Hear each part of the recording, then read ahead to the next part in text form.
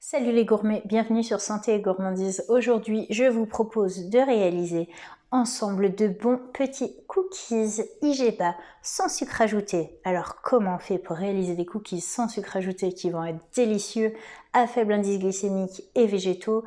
Bien c'est tout simple. On va utiliser comme sucre naturel des abricots secs. Donc vous le savez maintenant, on a réalisé déjà plusieurs recettes avec. Si vous en reste, c'est parfait. On va les utiliser pour les mixer directement à la pâte et obtenir une saveur qui va être naturellement sucrée, légèrement caramélisée. C'est vraiment un délice. Ensuite, on va utiliser un petit binôme qui va être la farine de petit épeautre qu'on a déjà utilisé dans des recettes précédentes. Si vous en reste, c'est parfait aussi et qu'on va combiner à de la poudre d'amande.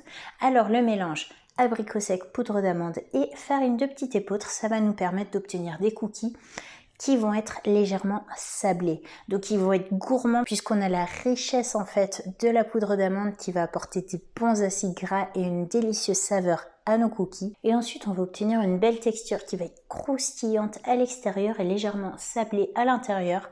Si vous les dégustez directement, ils vont être encore moelleux à la sortie du four. Et si vous attendez que vous les laissez bien refroidir, ils vont devenir bien croustillants, bien croquants, un peu comme des sablés. Et là c'est vraiment une gourmandise à chaque bouchée. On les conserve ensuite dans un bocal bien fermé, ils vont rester bien fermes à l'extérieur et comme ça vous aurez de délicieux cookies à déguster en collation, à emporter avec vous n'importe où, en randonnée par exemple, et vous allez vous régaler. Ensuite, ces petits cookies, donc là je vous donne une recette de base, vous pourrez ensuite la customiser à volonté bien évidemment.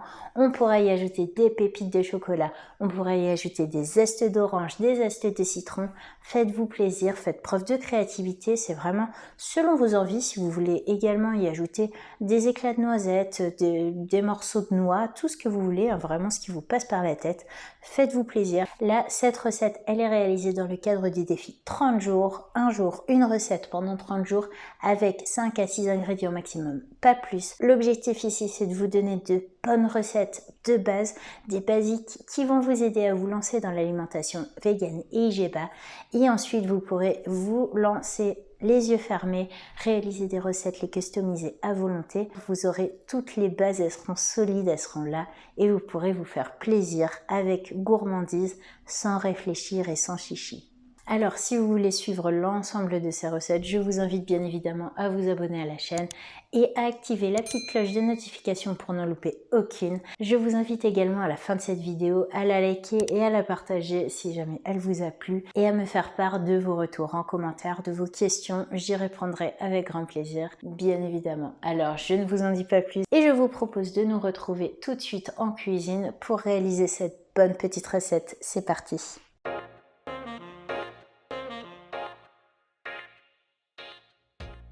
Pour cette recette, il vous faudra 50 g de farine de petit épeautre complet, 50 g de poudre d'amande, 50 g d'abricots secs, 20 g d'huile d'olive, une belle pincée de bicarbonate de soude et 17 ml d'eau.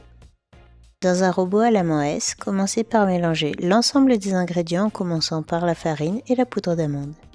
Vous pouvez également ajouter une petite pincée de sel et des épices au choix.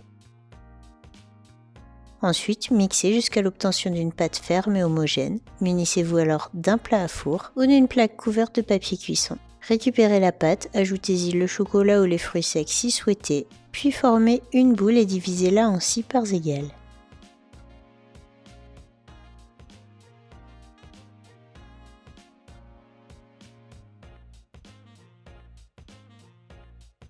Formez de belles boules, aplatissez-les grossièrement et enfournez pour environ 15 minutes à 190 degrés Celsius.